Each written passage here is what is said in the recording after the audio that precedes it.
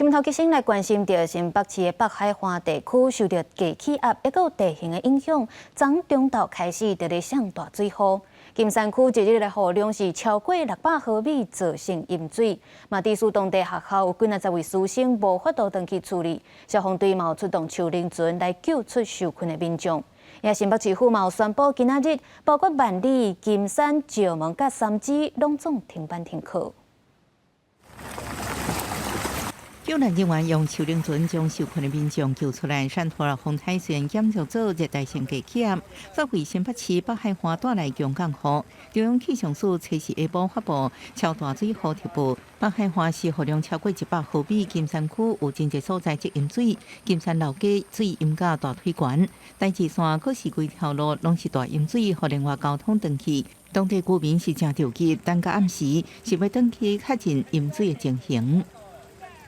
拢有水啊！说邻居都说淹水，拢淹水啊，厝的拢淹水啊。有淹水。哎，对，转来，厝的拢无人。金山区一日雨量超过600毫米，虽然暗时淹水豆豆提起，不过为确保学生安全，中国国小、金山国小甲金美国小到暗时11点，有完负39个师生留伫校内。金山区中有53个师生留伫学校宿舍，但后续天气甲交通恢复稳定，市府则阁协助因特地转去。新北市政府也宣布，金山、万里、石门甲三芝等4个区，周五停止上班上课。赶快传出淹水灾情的淡水，说无停班停课。该收人安置的我们都已经收到安置好了。